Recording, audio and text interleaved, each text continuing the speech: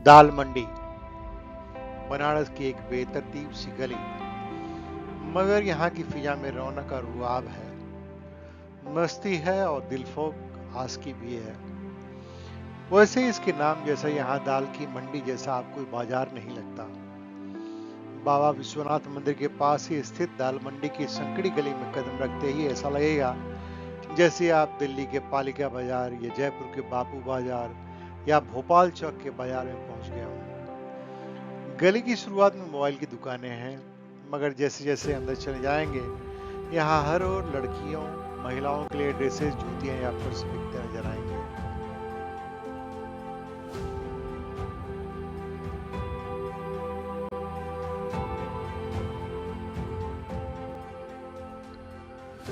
दाल मंडी वाली गली में इसका नाम एक स्ट्रीट बोर्ड पर लिखा दिखा, हकीम मोहम्मद जाफर मार्ग। लोगों की जुबान पर दाल मंडी नाम भले ही हो, मगर बनारस के सरकारी कागजों से दाल मंडी नाम गायब है।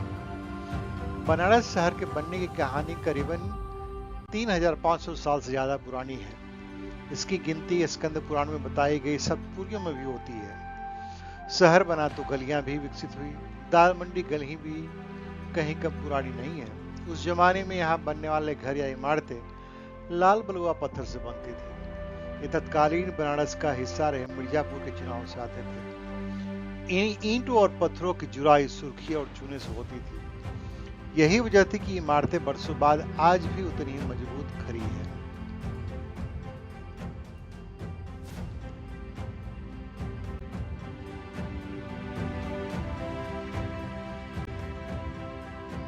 सोलहवीं सदी में यह बाजार फेमस हो चला था।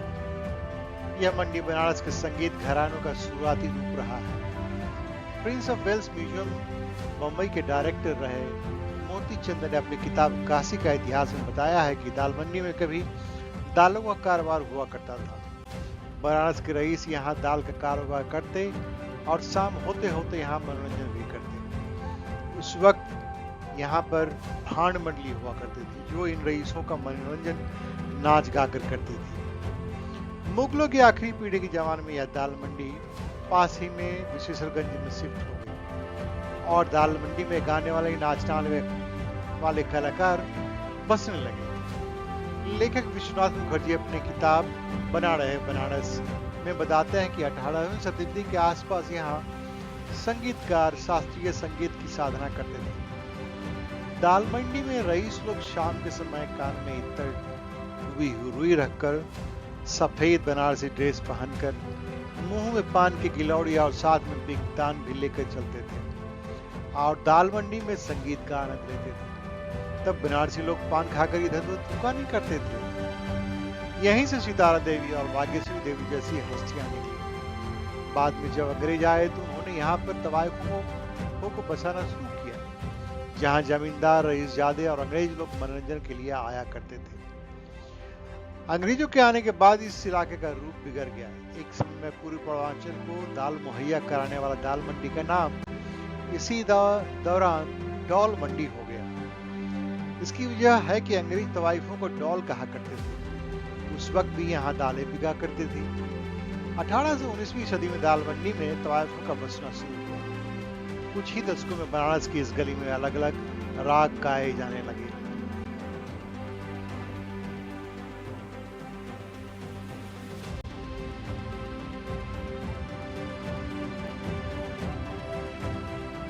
बनारस हिंदू यूनिवर्सिटी में पढ़े और इसी मार्केट से रेडीमेड दुकान चलाने वाले 75 वर्ष के तनवीर हसन के जहन में आज भी पुरानी दाल मंडी की यादें और किस्से ताजा हैं। वह बताते हैं, इस गली में नीचे दुकानों में दाल का कारोबार होता और ऊपरी मंजिल के बंद दरवाजों के बाहर तक तवाइफ घुंघरू और तबले की थाप और कसक में डूबी आवाज पहुंचती। दुकानों के ऊपर बने कोठे शाम गहराते गहराते मुजरों की आवाज से गुलजार हो जाया करते। कहीं से वाह वाह सुनाई पड़ता था, कोई नजर चुराकर गुजरता दिखता। लेकिन आज इन गलियों में सजी मोबाइल की एक दुकान पर हमें पाकीजा फिल्म का मशहूर गाना सुनाई दिया, इन्हीं लोगों ने लेना दुपट्टा मेरा। मगर आज इन गलियों में सुर, साज और आवाज सभी खामोश हैं। अब न कोठे रहे न तवाइफे। 2 मंजिली इमारतों में घर गृहस्थी चल रही है और नीचे ब्राइडल वेयर और कॉस्मेटिक का इतना बड़ा बड़ा कारोबार जहां दूसरे इंसान से टकराए बिना आप आगे नहीं बढ़ सकते।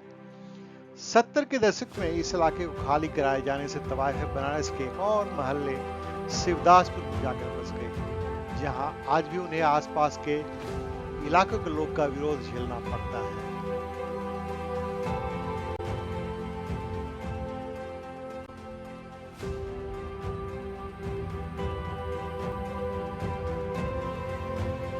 दाल मंडी में कुछ दूर तक चलने के बाद दाईं ओर एक और गली खुलती है, जहां से कुछ कदम पर एक नई गली जा जाती है। इसे सराय हड़हा कहते हैं। यह गली भारत रत्न बिस्मिल्लाह खां साहब के घर तक ले जाती है। इसी पुराने से मकान की तंग सीढ़ियों से हम उस कोठरी तक पहुंचे जहां एक चौकी पर खान साहब की शहनाई रखी हुई है। पास बजते रिकॉर्ड से खान साहब की पसंदीदा धुन हवा में तैर रही थी। ऐसा लगा कि खान साहब याद कर रहे हैं। उनके पौत्र नासिर अब्बास बिस्मिल्लाह कहते हैं कि बाबा अक्सर शाम को हमें बुलाते और कहते, अरे भाई ऐसे ही क्यों बैठे हो, चलो सुर में कुछ बतिया लिया जाए। और फिर घंटों रियाज चलता।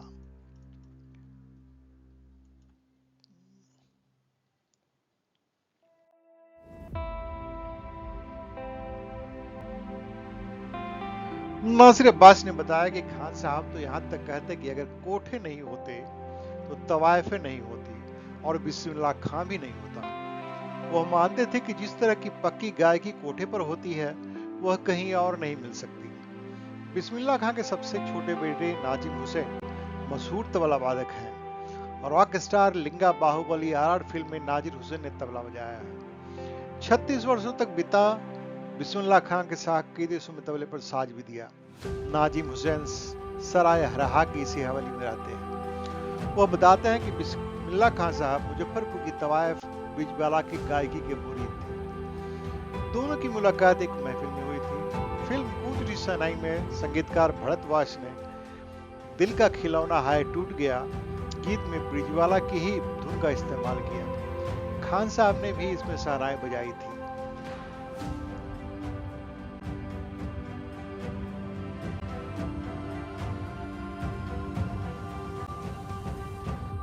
रसूलन बाई का नाता भी दलमंडी से रहा। तनवीर बताते हैं कि बुजुर्ग की जब रसूलन बाई मुजरा गाती तो बनारस के रईसों और जमींदारों का जमावड़ा देखने वाला होता। मटुकिया मोरी छीन ले गयो संवरिया, फुल गेंदवा न मारो लागत जबनमा में चोट जैसे मुजरों की लोकप्रियता कितनी थी इसे बताना मुश्किल है। डॉक्टर प्रवीण कुमार झा ने अपनी किताब वाह उस्ताद हिंदुस्तानी संगीत घराने के किस्से में लिखा, रसूलन बाई का मुजरा अजी फुल गेंदवा न मारो लागत करे जवा में चोट मन्ना डे ने भी गाया। रसूलन बाई का गाया दादरा ठाड़े रहियो वो बाके यार फिल्म पाकीजा का हिस्सा बना। यह गीत लता मंगेशकर ने गाया जिसे मीरा कुमारी मुफ्ती गाया गया था। इसी तरह ठुमरी की महारानी गिरिजा देवी का भी संबंध दालमंडी से रहा। डॉक्टर प्रवीण बताते हैं कि बनारस में जो कद उस्ताद बिस्मिल्लाह खां का रहा वही गिरिजा देवी का है। गिरिजा देवी ने ठुमरी ही नहीं दादरा, चैती, कजरी, टप्पा, होरी और छोटा ख्याल शास्त्रीय संगीत के सभी रूप समय समय पर गाए हैं। गिरिजा देवी को लोग प्यार से अप्पा जी बुलाते थे। उनका तंबाकू खाना, खिलंदरपन और मस्ती की ढेरों कहानियां हैं।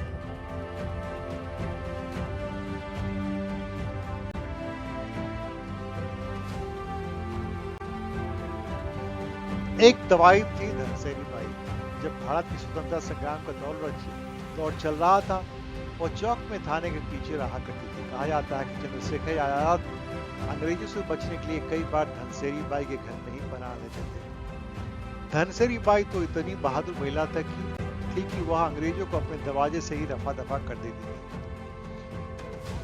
1969 में दंगाइयों ने रसूलन बाई के कोठे को जला दिया था। मजबूरन रसूलन बाई चौक थाना के पास चाय की स्टॉल लगाने को मजबूर हुई। उसके 3 साल बाद उनका निधन हो गया। जद्दन बाई के कोठे पर अंग्रेज छापा मारते थे। रसूलन बाई ने गहने तभी पहने जब देश आजाद हुआ। आजादी की लड़ाई के दौरान ऐसा नहीं है कि बनारस की इन तवाइफों ने केवल लोगों को मनोरंजन से ही वास्ता रखा। उनके कोठे पर संगीत की महफिलें सजती थी। इन्हीं महफिल में अंग्रेज को देश के बाहर करने के बारे में बात होती थी। जद्दन बाई के कोठे पर ऐसी महफिलें खूब सजती। उनके यहाँ तो आए दिन अंग्रेज छापा मारते, जिससे तंग आकर उन्होंने दालमंडी ही छोड़ दी थी। यही हाल सिद्धेश्वरी देवी के महफिलों का भी रहता, जहां वहां देशभक्ति गीत गाकर चाहने वाले में जोश बढ़ते। रसूलन बाई के बारे में कहा था कि उन्होंने गहने तभी पहने जब देश आजाद हो गया। उस्ताद बिस्मिल्लाह खां रसूलन बाई को वादत की आवाज में कहा करते थे। आजादी के बाद उनके शौहर सुलेमान पाकिस्तान चले गए, मगर रसूलन बाई को हिंदुस्तान छोड़ना गवारा न हुआ। वहीं तवाइफ दुलारी बाई के कहने पर उनके सबसे खास ननकू ने कई अंग्रेजों को मार गिराया था।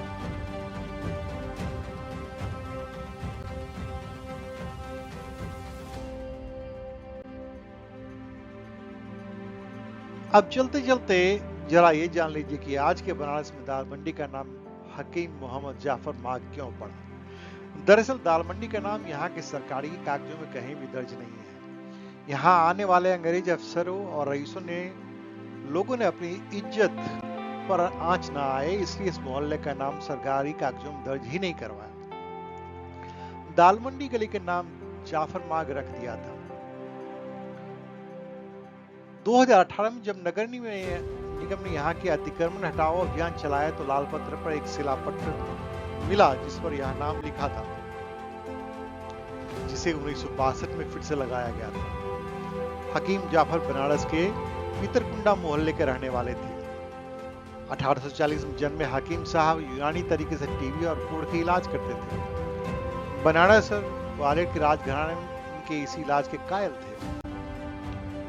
18 से 19वीं सदी में काशी के सुप्रसिद्ध गायकों में चित्रा, इमाम बांदी, गुलबदन, सुखवदन आदि का उल्लेख मिलता है। करम इनाम की लिखी किताब मऊदन उल मौसीकी में इनके ब्यौरे मिलते हैं। ये सन 1855 ईस्वी में अवध के नवाब के दरबार में थे। काशी की चित्रा और इमाम बांदी ने टप्पा गाय के आविष्कारक शोरी मियाँ के शिष्य गामू खां और उनके शिष्य शादी खान से टप्पे की विशिष्ट शिक्षा पाई और टप्पा गायकी पर अपना वर्चस्व स्थापित किया। नृत्य क्षेत्र में गुलबदन सुखवदन ने भी खूब नाम कमाया। महाराजा चेत सिंह का राज दरबार अनेक मूर्धन घरानेदार कलावंतों के साथ ही दुलारी, कज्जन, किशोरी, रुक्मिणी, चित्तनबाई के नृत्य संगीत से जीवंत रहा।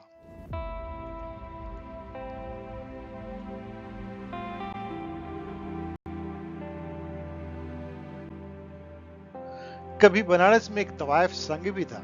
इसे गांधी जी ने बनवाया था। गांधी जब जी बनारस आए तो इन गायकों ने उनसे मिलकर अपनी समस्या रखी। तब बापू ने उन्हें तवायफ संघ बनाने की प्रेरणा दी। काशी की हुस्नाबाई इसकी पहली अध्यक्षा चुनी गई। इस मौके पर गांधी जी का भाषण भी हुआ।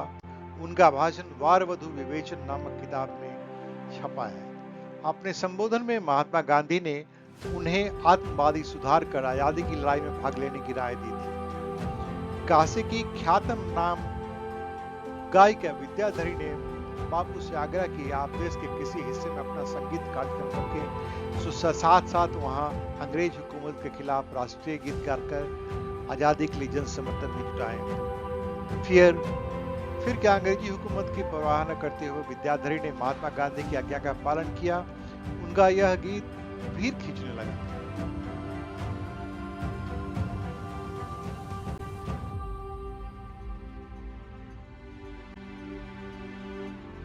कहते हैं कि आधुनिक हिंदी के अगुआ भारतेंदु हरिश्चंद्र भी दालमंडी की इसी गली की एक नर्तकी मल्लिका के दीवाने थे। जब तब उनसे मिलने आ ही जाया करते थे। तौकीबाई, हुस्नाबाई, बॉलीवुड अभिनेत्री नरगिस की मां जद्दन बाई, छप्पन छुरी के नाम से चर्चित जानकी बाई, गौहर जान, रसूलन बाई, सिद्धेश्वरी देवी, विद्याधरी, ये सब नाम पूरे देश में मशहूर थे और आज भी हैं। इनका ऐसा जलवा था कि अपनी प्रस्तुति देने बग्घी या डोली पर बैठकर जाती। राजे रजवाड़े के जमाने में राजा और राजपुरोहित के बाद केवल राजनर्तकी ही अपने साथ चंवर और राजदंड ले जा सकती थी। बड़ी बात यह है कि दालमंडी में कभी देह का सौदा नहीं होता था। यहाँ केवल संगीत और नृत्य की ही साधना हुआ करती थी। तनवीर बताते हैं कि पद्मा खन्ना, नरगिस को गोविंदा जैसे हस्तियों का यहाँ से नाता रहा है।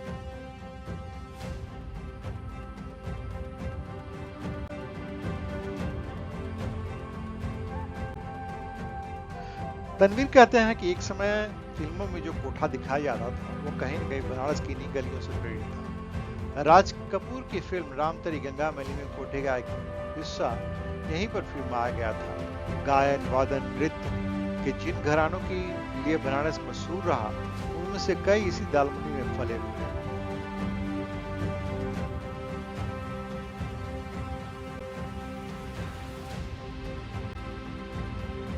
वैसे तो और भी जानने को बहुत कुछ है दालमंडी के बारे में, पर बहुत सारी कहानियां समय के पर्दों में दब कर रह गई है। बहरहाल किस्से और भी हैं, सिर्फ इंतजार है आगे की किस्तों का। फिलहाल के लिए इतना ही। अलविदा।